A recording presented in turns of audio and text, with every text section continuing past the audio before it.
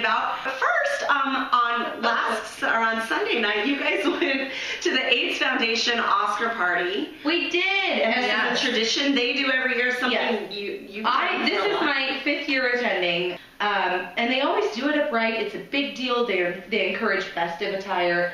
So if you've got a tux, wear it. If you've got a fancy floor-length gown, or if you have leather jeans. Yeah, we did see a man in leather jeans. Wear those. He was in leather jeans. There was a woman in scrubs and a blazer. Oh, I didn't see her. As well. I don't know if you saw her. I didn't. Festive?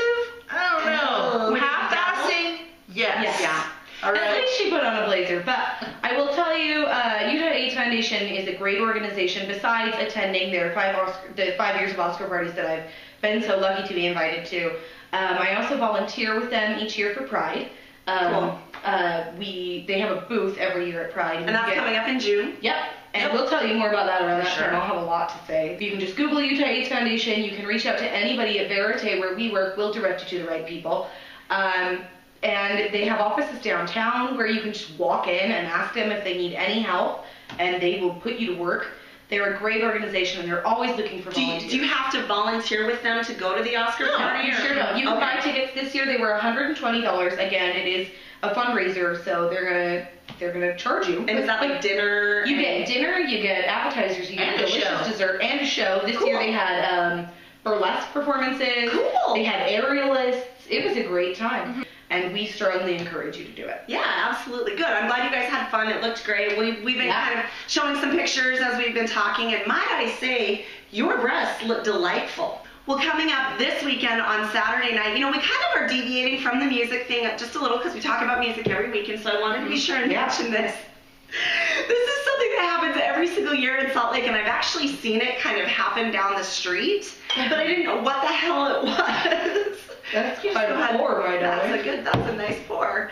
The Salt Lake City Urban Iditarod is coming up this Saturday starting at 2 p.m. downtown. Urban Iditarod. I did a rod last night. Good night, everybody. Thanks for joining us. So what you do is you get teams of people, of friends, and y'all get in a shopping cart. Love it. And you basically race as a pub crawl. I feel like we need to do this. I feel like we'd be great at this. I know, that's why I wanted to mention this, because if you're starting at 2 p.m. on a Saturday afternoon, you're not going to make it to a bar to hear music by the time Saturday evening rolls around. No, because Jenica and I typically start around between noon and 2, and we go until at least 2 or 3. This course runs like 4 miles throughout downtown. It starts on the corner of 4th South and West Temple. It's the northwest corner of the parking lot there. And you don't know the bars yet. It's going to be announced on Twitter at Pub Crawl SLC when it's time to move on to the next watering hole. Yeah. So this is cool. Just all you have to do, how I found this, you can find it on Facebook or you can Google SLC Urban Iditarod. They don't really have a URL for them, so just Google that, and it's funny to watch. That would be great. Although I must have a Twitter account because I do.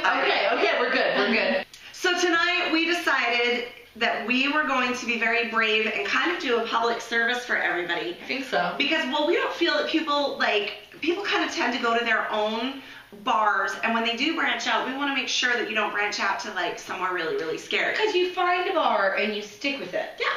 Yeah. I tend to do that, and then I got tired of bars, so my bar became Jenica's house, and that's where I stay. Or right here. Or right here. Yeah. Every Wednesday, this is my wine bar. It's called Lounge Chuckles. That exists. Now, I want to know why they've not ever called it Chuckle's Lounge. Exactly. I'll tell you why right now. Because they named it Chuckle's Lounge, looked at it and went, where does the apostrophe go? Couldn't figure it out and said, Lounge Chuckles it is. Lounge misplaced apostrophe Chuckles. Can you tell us a little bit of the history of Lounge Chuckles and why the sign is grammatically incorrect? I need to know that. It bothers me. What's with the misplaced apostrophe, my friend? Budweiser made the sign, so why don't we ask them? Oh. Wait, no, Budweiser Budweiser didn't make the big neon sign out front. The lounge Chuckles sign. Big sign? Yeah. Donated sign up Yeah. Made that? I am going to send Budweiser a strongly worded email. What's it gonna say? It's going to say, hey Budweiser, what's your knowledge on apostrophes? This place has been here forever, like way back from the 70s and whatnot. So, but it wasn't Chuckles back then. It was called the Palace back then. Wait, it was called what? The Palace. Oh, the Palace. Yeah. Right. Okay. They had go-go girls dancing over there. Okay. Shotsky.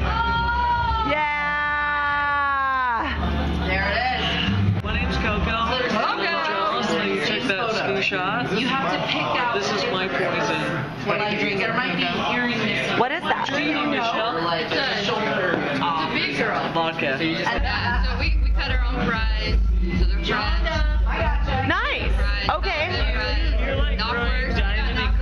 Really good. Bye, Michelle. Thank you.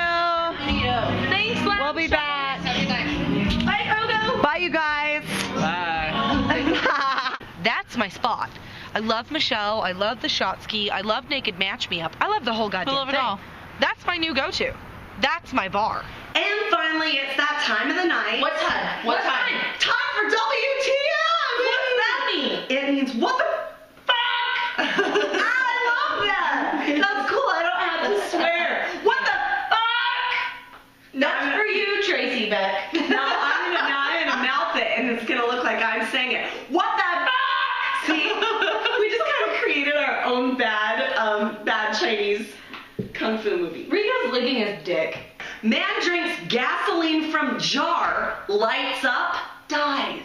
Well, Well, why are you drinking gasoline? Does gasoline get you drunk? I thought you huffed oh, police say a man from North Carolina is dead after he accidentally drank from a jar of gasoline and then smoked a cigarette. Oh, he accidentally drank the gasoline. Police say that he did set himself on fire because he was at his friend's house and he went and he saw what he thought was a beverage in a mason jar sitting by the sink in the kitchen. We have to address this. Why was there a mason jar full of gasoline sitting by the sink in the kitchen? This is what I want to know. Yeah, this is something we This need is to what ask his neighbor. I have no problem with the drinking out of mason jars idea because I really want to replace all of my glasses with mason jars. So he sees this jar of gasoline sitting by the sink, and he's like, That's where he keeps his that looks tasty and refreshing. I think I'll go and have some of it. So he goes and he chugs it, and he puts it down, and they get talking, blah, blah, blah. Wait, whoa. Okay. After taking a gulp, he spit the gas out and got some on his clothes. Okay. Okay. So he did spit it out. But what else? Did he put the glass just right back down by the sink, or did they think, perhaps we ought to put this in the garage? Well, I don't think if you just put a mouthful of gasoline into yourself, that you're gonna go let me trek to the garage. I think if he's like us, he's gonna go oh no, gas, fuck, I need to smoke. I just saw. So apparently, and this says, and I quote, sometime later. So that means that they hung out, maybe played some Skyrim, they did some stuff. And This then doesn't strike me as a man who plays Skyrim. I believe that requires cognitive thinking ability. investigators say then he went outside to smoke a cigarette where he burst into flames. Well, at least he went outside. Yeah, that was I didn't see that coming. No. You bring jars of gasoline inside, you smoke outside, all right. The police there in North Carolina now say that the city fire marshal and the police are continuing their investigation. Did he die? Oh yeah. Oh. Yeah, he burst into flames. Well, That's now I got a feel lot bad. more serious, and I feel like we Yeah. can't make fun of him for being Except that we stupid. can. What a fucking idiot. I need to smoke a cigarette. Oh, he did. He went he took a drink. He was like, Oh, that don't taste like anything I ever had before. No, it doesn't. We never had that on the fire. That Tastes like burning in my mouth. That's like burning in my body. I bet he lit it, and then he caught on fire, and you just heard underneath the flames. Oh no. Oh no. And then what did he hear? And on that note, we thank you for joining us once again. We're Hey, gonna thanks for watching TheSceneSLC.com. go drink some gasoline. Light up. I'm gonna get a wine glass full of gasoline. Cheers! Cheers, man. Rico, cheers. Cheers, buddy. Cheers. Bye-bye. tried all week. You can do it. You can do it. Put your back into it. You can do it. Put your onto it. Do you know? Ass. Put your ass into it. Radio edit is Radio edited.